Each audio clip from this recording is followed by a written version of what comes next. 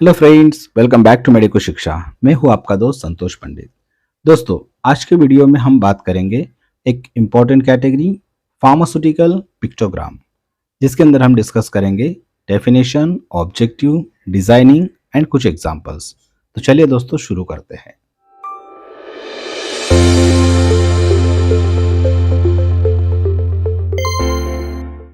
चलिए सबसे पहले जान लेते हैं पिक्टोग्राम का डेफिनेशन।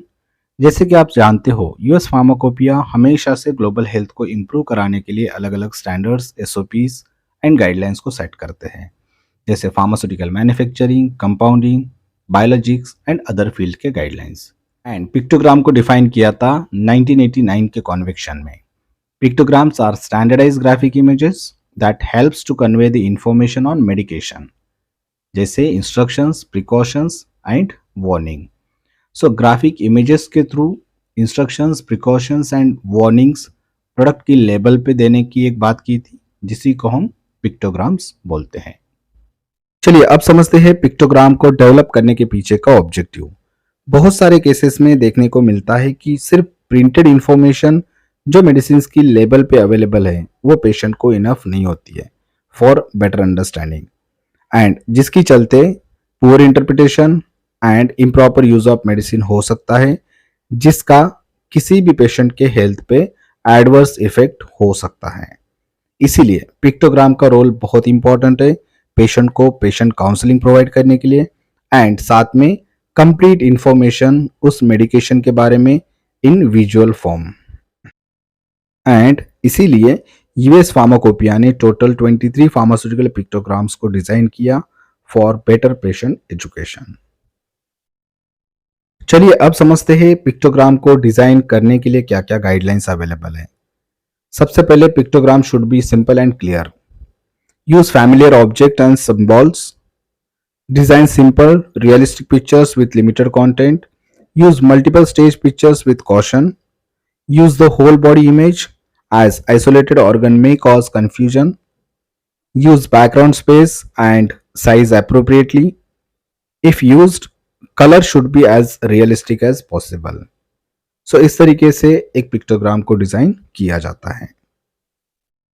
चलिए अब समझते हैं कुछ पिक्टोग्राम के एग्जांपल्स, जिसको तीन पार्ट में डिवाइड किया है: pictogram for instructions, for precaution and for warning. So as a community pharmacist हमने पेशेंट काउंसलिंग करते समय इन सारे पिक्टोग्राम्स को फॉलो करना बहुत जरूरी है। तो चलिए सबसे पहले देखते हैं pictogram for instructions. 1. Take medicines 4 times a day. 2.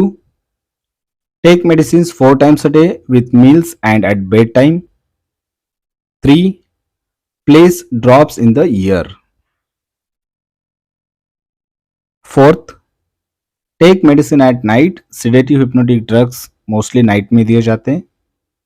5th, take with meals.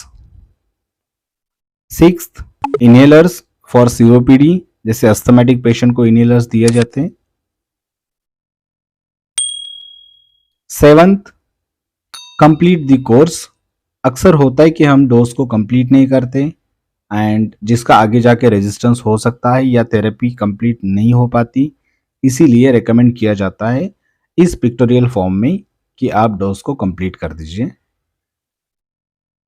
8th, shake the bottle before use.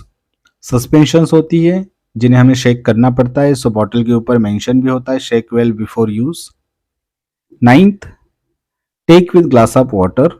सो ये इंस्ट्रक्शन स्पेशली उस पेशेंट को देना है जो ओरली मेडिसिन कंज्यूम कर रहे हैं बट वाटर इनटेक नहीं करते हैं, इसीलिए take with glass of water ये इंस्ट्रक्शन बहुत इंपॉर्टेंट है. 10th, place drops in the nose. 11th, insert into vagina.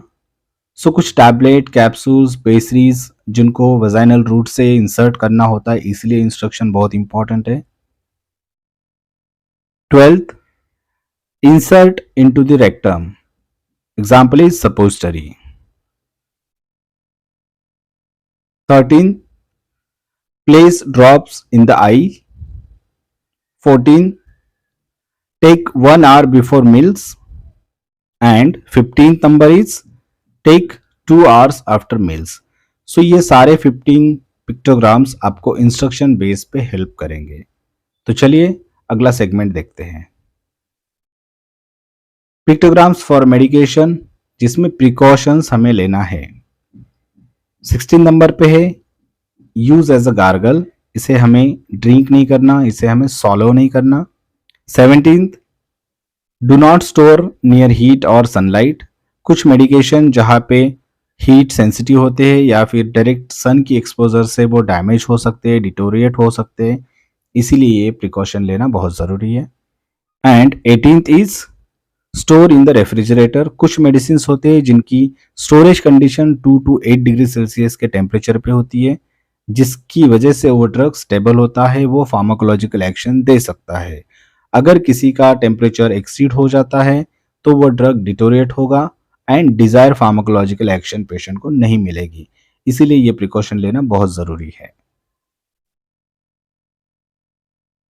अब बात करते हैं पिक्टोग्राम्स फॉर मेडिकेशन, जिसमें वार्निंग मेंशन हो। 19 number, do not take this medicine if breast feeding. Number 20, do not break और क्रश कैप्सूल्स और tablets. 21, do not drink alcohol while taking these medicines because drug alcohol का interaction हो सकता है, patient को side effects या complications होने के चांसेस होते हैं। Number 22, do not take with milk और अदर डेयरी प्रोडक्ट्स, अगर फूड ड्रग इंटरेक्शन के चांसेस है तब आपके डॉक्टर्स आपको स्पेशल वार्निंग दे सकते हैं, do not take with milk और अदर डेयरी प्रोडक्ट्स। सो इसीलिए पिक्टोग्राम को फॉलो करना बहुत ज़रूरी है। And pictogram number 23 is this medicine may make you drowsy, कुछ मेडिसिन ड्राउजीनेस दे सकते हैं, इसीलिए पिक्टोग्राम्स का रोल बहुत इंपॉर्टेंट होता है। एज अ फार्मासिस्ट हमने पिक्टोग्राम को यूज करना चाहिए एक पेशेंट को काउंसिल करने के लिए, उनको एजुकेट करने के लिए, ताकि एक पेशेंट पिक्टोग्राम की हेल्प से इंस्ट्रक्शंस, प्रिकॉशंस एंड वार्निंग्स को अच्छी तरीके से समझे एंड उस अकॉर्डिंग अपने डोज को कंज्यूम करें। सो इसी के साथ थैंक यू सो मच दोस्तों, आपको ये वीडियो पसंद आया होगा। अगर आया है तो please like, share and subscribe कर दीजिए। मिलेंगे आपसे एक अगले टॉपिक के साथ, तब तक के लिए thank you so much and take care, bye bye.